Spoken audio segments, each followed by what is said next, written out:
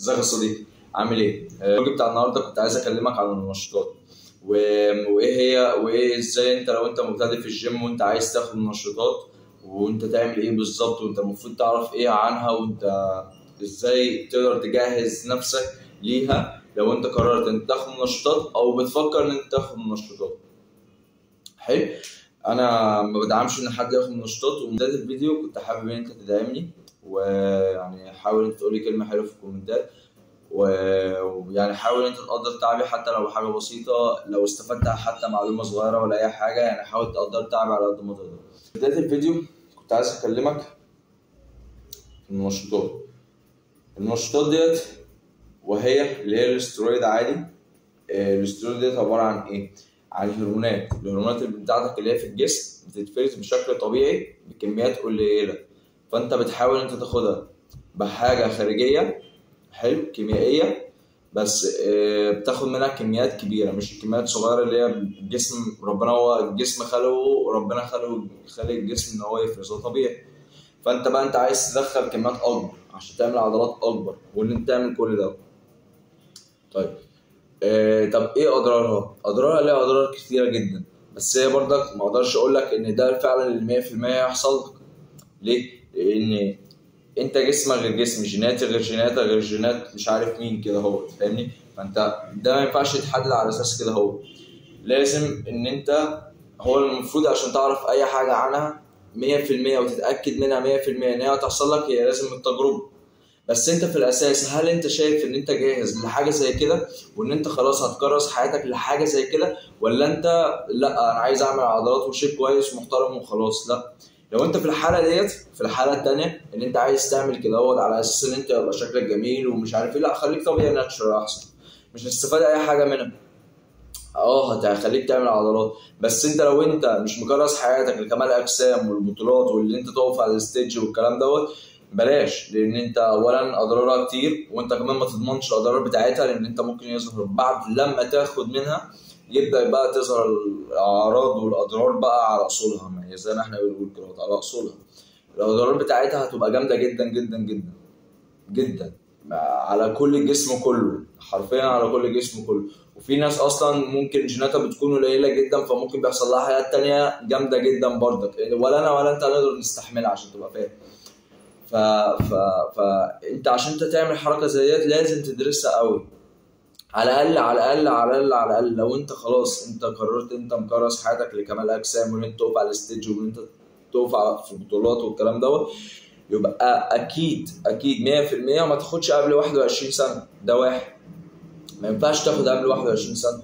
هيبقى اضرارها، لو الاضرار ان انت تاخد ضرر 1%، لا انت بقى بعد 21 سنه بقول مثلا، بس هو مش اضرارها 1% برضك على حسب جينات. يعني في واحد ممكن ياخد منشطات عادي ولا يحصل له اي حاجه غير اضرار بسيطه، لان اي حد هياخد منشطات لازم يحصل له اضرار، بس جسمك غير جسمي. فانا ممكن الاضرار بتاعتي ان هي تكون كبيره وانت الاضرار بتاعتك قليله، والعكس صحيح، فانت ما تعرفش. فهي المشكله ان هي قايمه يعتبر على التجربه، والمشكله ان هي الاضرار بتاعتها لو انت يعني لو فعلا لو جات لك الاضرار اللي هي الجامده، يعني مفيش حد هيقدر يستحملها اصلا، لان هي بتاثر على الكبد وبتاثر على الكلى وبتاثر على، ممكن يحصل تضخم في القلب، وممكن يحصل كمان ممكن كمان ان انت خلاص يحصل لك عقم ما ينفعش ان انت تخلف تاني، ممكن يحصل حاجات كتيره جدا. عشان كده انت لو فاكر مثلا زمان كان يجي يقول لك مثلا مش عارف في حاجه منتشره كده على النت، ان مش عارف جسمك كل ما يكبر عضلات يبقى كده تبقى عندك الخصيه مش عارف صغيره ولا مش عارف ايه، فانت هيبقى عندك عقم. لا، الكلام ده غلط. الناس اللي هم بياخدوا منشطات ممكن يحصل لهم كده، بس دي نسبه ضئيله. يعني انت مش لازم 100% انت داخل المنشطات يبقى عارف انت هيحصل لك عقم، لا ما ينفعش كده، فاهمني؟ فانت بس انت حاول انت تعمل احتياطاتك.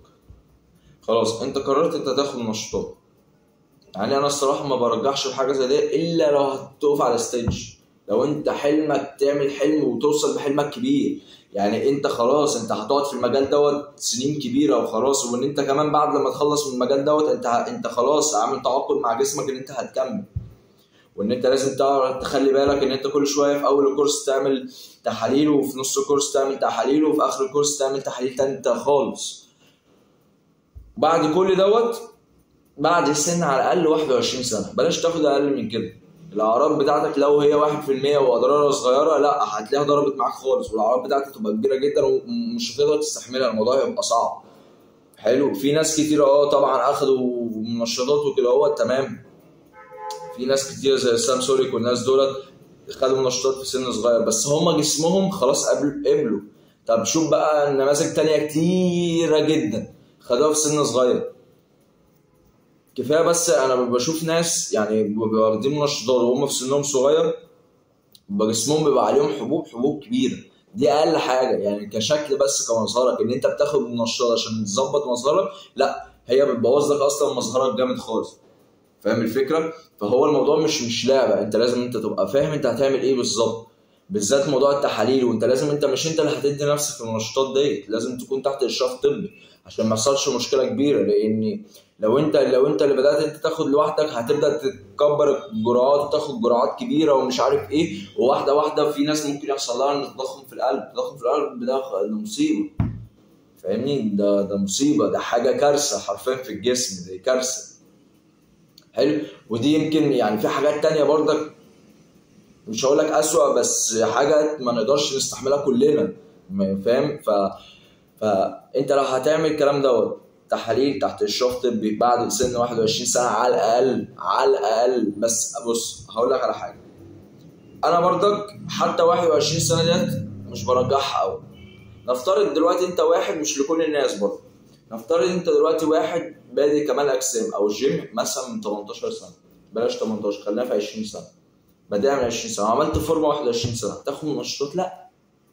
لكن انت واحد بتتمرن من 16 17 سنه ولا 18 سنه لغايه 21 سنه، فانت خلاص انت اخدت كل اللي انت تقدر عليه من طبيعي، تبدا بقى تاخد استرويد لو انت حابب انت تقف على ستيج بس. لكن انت ما تجيش تقول لي ان انت بقالك مثلا، انت في اول لما على طول عايز تروح الجيم، ما تجيش تقول لي انا عايز اخد استرويد، ما انت مش هينفع، ما انت جسمك مش هيستقبله، ما جسمك انت هيستقبله عادي وكل حاجه ماشي، بس انت اولا مش متعود على الاكل، النظام الغذائي مش متعود على التمرين، جسمك مش متعود على اي حاجه، فانت هتاخده بناء على ايه؟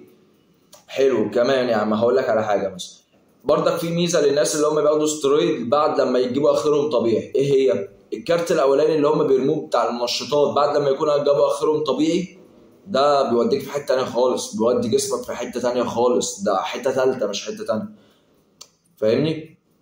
وهيكون انت خلاص انت كرست حياتك وقعدت سنتين او 3 ماشي على نظام غذائي وراجل، فانت ساعتها خلاص ايمان انت امتحنت نفسك، انت عارف تمشي على نظام غذائي كويس، ماشي في الحاله دي تمام، فاهمني؟ لكن مش انت لسه بادئ في الجيم مثلا وعايز تاخد استرويد، ويا سلام بقى لو انت كمان في الاساس اصلا جسمك مليان شويه ونسبه دهونك اكتر من 20%، فلا، ده انت يعني الاسترويد اللي انت هتاخدها هتتحول الاستروجين، فانت هتروح في حته ثانيه خالص، فده احنا مش عايزينه، احنا ندخل تستوستيرون عشان نخلي التستوستيرون. في حاجات تانية بتتداخل برضك اللي هي حاجات اللي هي مضاده للارمطه والكلام ده برضك مالناش دعوه بيها يعني في الحته ديت. انا بس بتكلم دلوقتي في حاجه ايه الاضرار، واللي انت يعني انت في حاله ايه ان انت تاخد الاسترويد.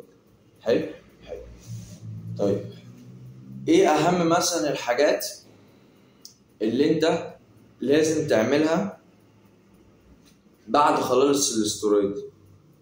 يعني انت خلاص قلت انت هتاخد استرويد. من اهم الحاجات الفيتامينات. بص، المالتي فيتامين كويس بس مش هيديك الجرعات اللي انت محتاجها من كل نوع فيتامين، فانت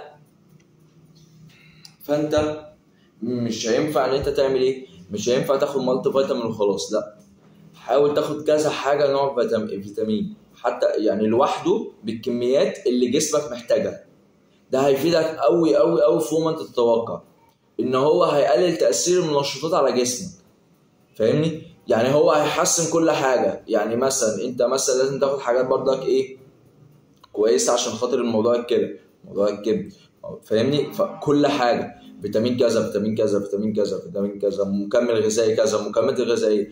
فانت عشان تبقى فاهم المنشطات غاليه، لو انت فعلا عايز تحافظ على صحتك دي هتبقى غاليه. ليه بقى؟ لان المنشطات عادي اي حد يقدر يشتري منشطات، لازم نكون متفقين على كده. انت لو معاك مش عارف 500 جنيه هتقدر تجيب احلى النشاطات اللي انت عايزها. حلو. انا دلوقتي مش بتكلم عن نقطه النشاطات، يعني انا بتكلم على نقطه المصاريف التانيه، سواء مصاريف اكل، يعني سواء مصاريف فيتامينات، سواء مكملات غذائيه، سواء تحاليل. الاربع حاجات دول مهمين جدا في اي كورس انت هتاخده. اي كورس انت هتاخده دوت انت هتكون معاه على طول، سواء برضك انت بعد كده خلصت سترويد ولا لا. وغير كده كمان في النص لو انت عايز ترجع هرموناتك برضك فانت لازم تعمل تنظيف، ما دي كلها مصاريف. ده لو انت عايز تخلي بالك من صحتك حتى لو بتاخد منشطات. لكن انت لو انت سايب على الله منشطات، لا ما كده لا كده انت بتدمر نفسك بجد بايدك، يعني انت حرفيا بتموت نفسك بايدك. حلو. فده انا ما انصحكش بيه 1%. لو انت مش قد مصاريف المنشطات ما تاخدش. انت مش مستعد ان انت يحصل لك اي مشكله كبيره وانت في الاخر، انا بقول لك والله يعني بجد ما فيش حد يقدر يستحملها. لو كان مين لو مش هيقدر يستحملها. انا بقول لك في حاجات فيها عقم وفي حاجات تبع القلب وحاجات تبع الكبد، فانت ليه بتفكر في حاجات زي كده؟ انت خلاص قررت تاخد منشطات، السن بتاعك تمام وكل حاجه تمام، الفلوس اهم حاجه برضك في الموضوع ده عشان خاطر تقدر تغطي الاربع حاجات دول. لو غطيت الاربع حاجات دولت وبرضك في دكتور برضك وحاجات زي كده، لو غطيت كل دوت في الحاله دي تروح عادي، وان شاء الله يعني يبقى الموضوع يبقى خير عليك يعني ويجي معاك بالخير. حلو. بس ده في حاله لو انت خلاص كرست حياتك للمنشطات، للستيج اللي انت هتقف على مسرح. لكن انت ده مش حلمك ولا ده هدفك، يبقى بلاش. خليك طبيعي عادي، تمرين كويس، تغذيه محترمه. انا خلي بالك انا عامل فيديوهين خلي بالك عن التغذيه وعن التمرين. تغذيه، تمرين، نوم، ميه كويس. انت كده مش محتاج عوزت مثلا تاخد حاجه مالتي فيتامين. كل ما انت بتحاول تكبر في المجال او تكبر يعني في العضلات او تكبر في مش عارف ايه، دخل حاجه معينه زياده. يعني كنت مثلا بتدخل كرياتين فانت اكلك زاد فانت هتدخل بروتين.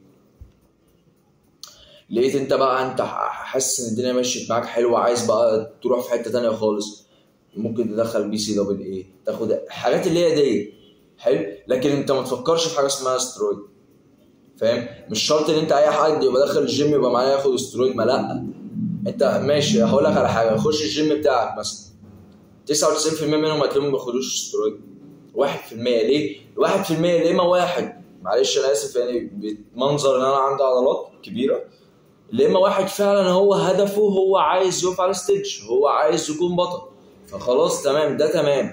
لكن انت عايز تبين ان انت جامد، لا انت ما استفدتش حاجه، بوظت صحتك على الفاضي. وانا متاكد برضك ان الموضوع هيبقى معاك مش انسب حاجه، وانت برضك مش هيبقى معاك الكميه الكافيه، لان انت كل ما انت بتكبر في الحجم انت محتاج هتودي حاجات ازيد، فانت هتدفع مصاريف اكتر. لكن واحد مثلا لما مثلا في بطولات كمال اجسام، لا مش هقول لك ان هو بياخد مرجع كبير، بس على الاقل بياخد مرجع، يعني على الاقل بياخد مرجع محترم يقدر ان هو يسد بيه. الا بقى لو في سبونسر والكلام ده حاجه ثانيه دي خالص. حلو. انت بتاخد استرويد، عايز اقول لك على حاجه، بيتعب اكتر من اللي بياخدش استرويد عشان تبقى فاهم. مش بيتعب يعني جسديا، يعني انا اقصد ان هو بيبقى تعبان على نفسه قوي ان هو عشان يوصل لحجم العضله ده كله. وخلي بالك مش اي حد اخد استرويد يبقى عمل عضلات، لا مفيش منه الكلام ده. مش اي حد اخد استرويد يبقى عمل عضلات. حلو. الناس اللي بياخدوا سنسول ده هم مش عارفين بعد كده ايه اللي هيحصل عليهم بعد كده. هم ممكن يروحوا برضك نفس الفكره في حته ما يرجعوش منها، ممكن الموضوع يوصل لقطع. انت بغنى عن الكلام ده كله. انت اهم حاجه بالنسبه لك صحتك، انت رايح تلعب رياضه كمال اجسام، رياضه.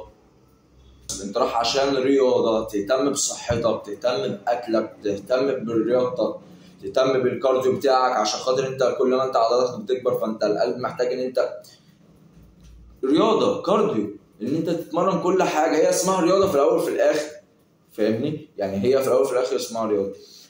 فانت ليه سنسول؟ لو انت مش هتقف على ستيج ليه تاخد استرويد؟ ليه الكلام دوت؟ الكلام ده مش هيفيدك باي حاجه غير ان هو هيضرك بس ضرر وبس.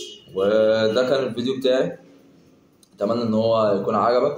اتمنى برضك ان انت ما تنسانيش ان انت تحاول ان انت تدعمني وحاول تكتب لي كومنت كويس ان هو يشجعني بس. وشكرا، سلام يا صديقي.